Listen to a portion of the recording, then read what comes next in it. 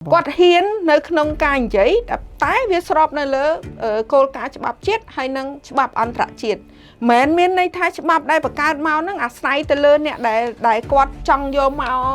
make up ឬក៏គាត់ចង់មកនិយាយថាមិនក៏បានទេនៅក្នុងមាត្រានឹងមួយវាត្រូវតែអនុវត្តសម្រាប់ទាំងអស់គ្នាទាំងពលរដ្ឋទាំងថ្នាក់ដឹកនាំហើយគ្រប់និន្នាការគណៈបកនយោបាយកុំឲ្យមានការរើសអើងយើងក៏មានសិទ្ធគេក៏មានសិទ្ធដែរយ៉ាបង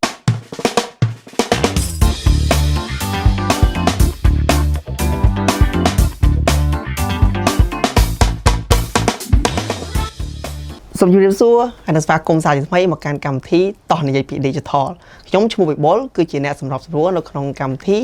podcast របស់យើងនៅថ្ងៃនេះមកដល់សប្តាហ៍នេះគឺយើងបានចូលមកដល់ភាគទី3ហើយបើសិនជាបងប្អូនបានទស្សនានៅ podcast របស់យើងតាំងពីភាគទី1ដែលជជែកទៅលើសិទ្ធិ Digital ភាគទី2ជជែកទៅលើ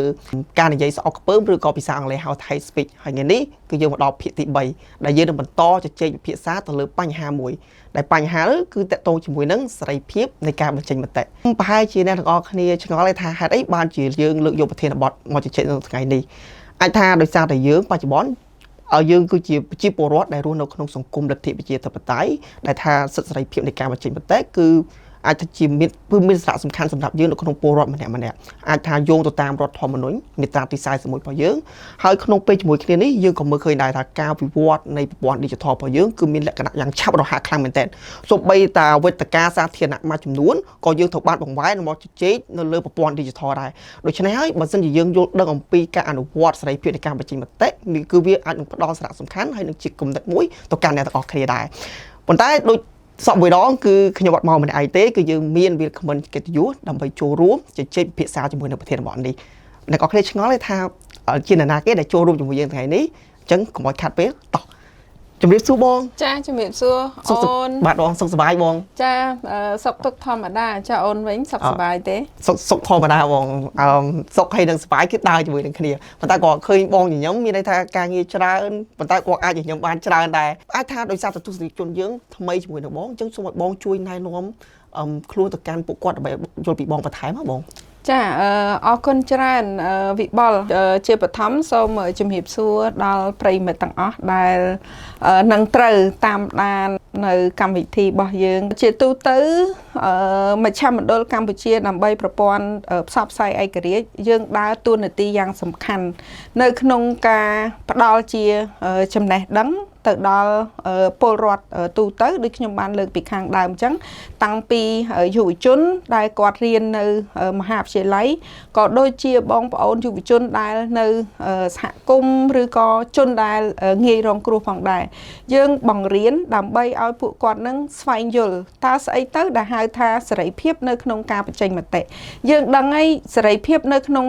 ការបញ្ចេញមតិកាលពីជំនាន់មុននៅពេលដែលបងប្អូនពលរដ្ឋយើងឬក៏អង្គការក្រៅរដ្ឋាភិបាលដែលគាត់ចង់ធ្វើការបញ្ចេញមតិឬក៏ធ្វើអីកម្មវិធីអីមួយហ្នឹងយើងត្រូវការចំណាយពេលវេលាច្រើនណាស់នៅក្នុងការយើងមានតែការជួបជុំគ្នាទេអាហ្នឹងដើម្បី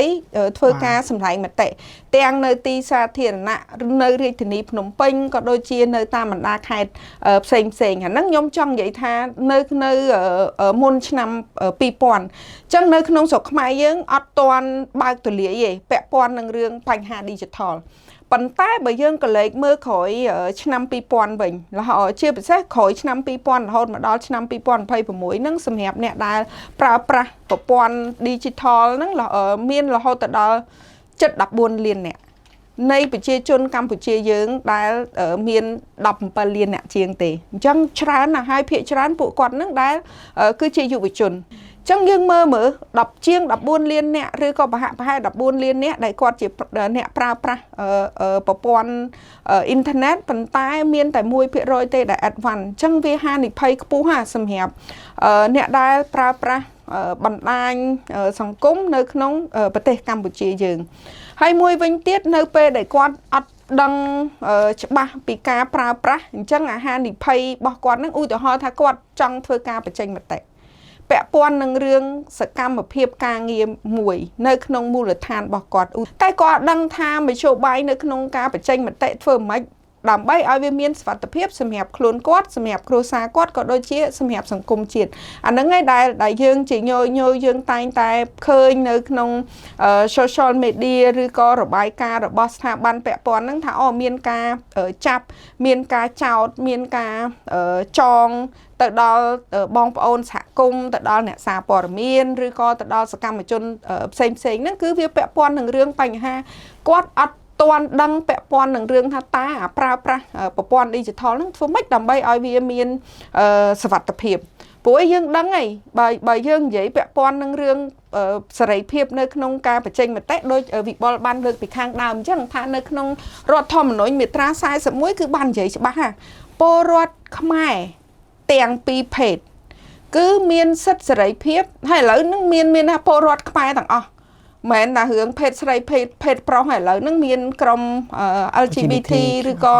ក្រុមដែលគាត់ស្រឡាញ់ភេទដូចគ្នាហ្នឹងក៏មានដែរ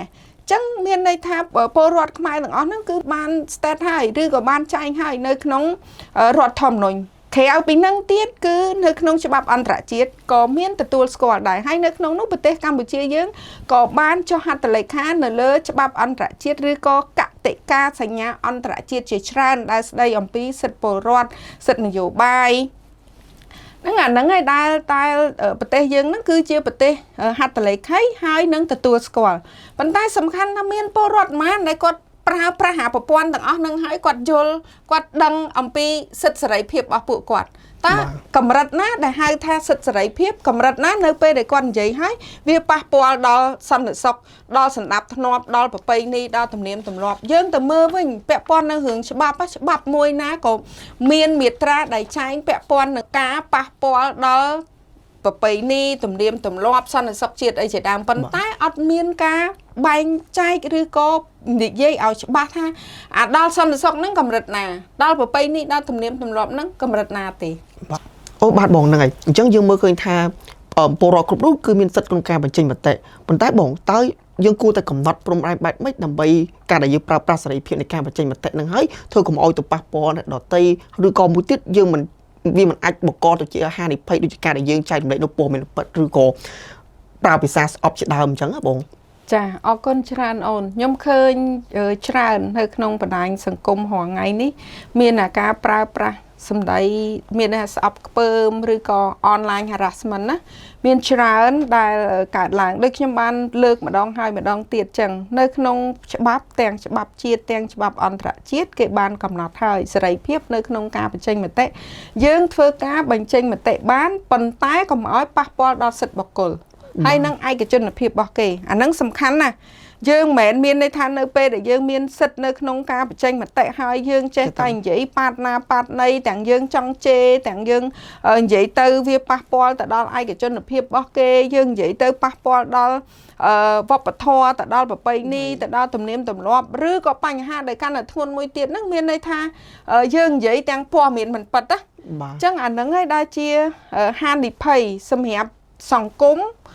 ទាំងមូលចឹងដើម្បីបង្ការបញ្ហាទាំងអស់ហ្នឹងដូចបងលើកម្ដងហើយម្ដងទៀតចឹងពលរដ្ឋឬក៏អ្នកដែលប្រើប្រាស់ social media ហ្នឹងត្រូវដឹងអំពីសិទ្ធិនិងសេរីភាពខ្លួនឯងមិនដែលហៅថាសិទ្ធិមិនដែលហៅថាសេរីភាពមិនដែលហៅថានៅពេលដែលយើងនិយាយទៅវាប៉ះពាល់ទៅដល់សិទ្ធិឯកជនភាពរបស់អ្នកដទៃមិនដែលហៅថាយើងនិយាយទៅវាប៉ះទៅដល់បុគ្គលចា៎បាទបងចឹងជារួមមកមានន័យថាយើងក៏មានសិទ្ធិគេក៏មានសិទ្ធិដែរយ៉ាបងចឹងហើយបានប្រទេសមួយគេមានច្បាប់ហ្នឹងមានទាំងច្បាប់ជាតិផងមានទាំងច្បាប់អន្តរជាតិផងបើសិនជាអត់មានច្បាប់ទេព្រោះច្បាប់ហ្នឹងដូចរនាំងចឹងដើម្បីនៅពេលដែលបុគ្គលណាមួយគាត់និយាយទៅដល់អារនាំងហ្នឹងគាត់ត្រូវថយក្រោយវិញបើសិនជាអត់និយាយបើសិនជាអត់មានច្បាប់ទេគាត់ចេះតែរុលទៅគាត់ដឹងថាសេរីភាពរបស់គាត់ហ្នឹងមានប៉ុណ្ណាទេមានន័យថាសេរីភាពរបស់មនុស្សយើងវាមានដែនកំណត់មិនមានន័យថាយើងចេះតែទៅលើរួចហើយទៅយើងអត់បានគិតទេអញ្ចឹងបាទខ្ញុំថាពេលដែលយើងនិយាយឬក៏យើងបញ្ចេញមតិយើងត្រូវគិតអំពីថាតើនៅពេលដែលយើងធ្វើអីមួយហ្នឹងប៉ះពាល់ស្អីខ្លះទាំងដល់សង្គមជាតិទាំងដល់បុគ្គលចាអញ្ចឹងដោយសារតែខ្ញុំកាត់បងនេះបន្តិចហើយអញ្ចឹងក៏ចង់ដឹងដែរបងដោយសារថាយើងមើលឃើញអំពីសារៈសំខាន់នៃសេរីភាពនៃការបញ្ចេញមតិមានតួអង្គជាច្រើនដើម្បីចូលរួមក្នុងការអនុវត្តប៉ុន្តែតួអង្គសំខាន់មួយគឺរដ្ឋាភិបាលអញ្ចឹងតើ ជាការយល់ឃើញបងតើរដ្ឋាភិបាលគួរតែធានាបានយ៉ាងមិនដែរដើម្បីឲ្យសេរីភាពនៃការបញ្ចេញមតិរបស់យើងនឹងឲ្យវាសមប្រកបជាមួយគណៈពេលដែលគាត់កំពុងតែដោះស្រាយជាមួយនឹងបញ្ហាព័ត៌មានពិតក៏ដូចជាការសម្ដីស្អប់ខ្ពើមនឹងដែរបងប្អូនអញ្ចឹងយើងសម្រាប់ខ្ញុំមើលឃើញថារដ្ឋាភិបាលគាត់គួរតែសហការជាមួយនឹងខាងអង្គការឬក៏ខាងស្ថាប័នជាតិហើយនឹងស្ថាប័នអន្តរជាតិដោយសារពួកយើងជាអង្គការសង្គមស៊ីវិលយើងអត់ធ្វើការដើម្បីបំរើនិន្នាការគណៈបកនយោបាយណាទេគឺយើងធ្វើការដើម្បីលើកកម្ពស់សេរីភាពសារព័ត៌មានយើងធ្វើការធ្វើម៉េចដើម្បីឲ្យពលរដ្ឋខ្មែរយើងគាត់មានសេរីភាពនៅក្នុងការបញ្ចេញមតិដោយឈរនៅលើច្បាប់យើងអត់ចង់ឲ្យពលរដ្ឋខ្មែរយើងឬក៏អ្នកដែលប្រើប្រាស់ social media ហ្នឹងคล้ายទៅជាជនរងគ្រោះទេអាហ្នឹងឯងដែលយើងចង់មើលឃើញថាស្រុកខ្មែរយើងឬក៏ពលរដ្ឋដែលគាត់ប្រើប្រាស់ social media ហ្នឹងនៅពេលដែលគាត់ប្រើហើយគាត់មានសុវត្ថិភាពគាត់ហ៊ាននៅក្នុងការនិយាយតែវាស្របនៅលើគោលការណ៍ច្បាប់ជាតិហើយនិងច្បាប់អន្តរជាតិមិនមានន័យថាច្បាប់ដែលបង្កើតមកហ្នឹងអាស្រ័យទៅលើអ្នកដែលគាត់ចង់យកមក make up ឬក៏គាត់ចង់មកនិយាយថាមិនក៏បានទេនៅក្នុងមាត្រានឹងមួយវាត្រូវតែអនុវត្តសម្រាប់ទាំងអស់គ្នាទាំងពលរដ្ឋទាំងថ្នាក់ដឹកនាំហើយគ្រប់និន្នាការគណៈបកនយោបាយកុំឲ្យមានការរើសអើងអាហ្នឹងឯងដែលជាទូនាទីរបស់អង្គការសង្គមស៊ីវិលហ្នឹង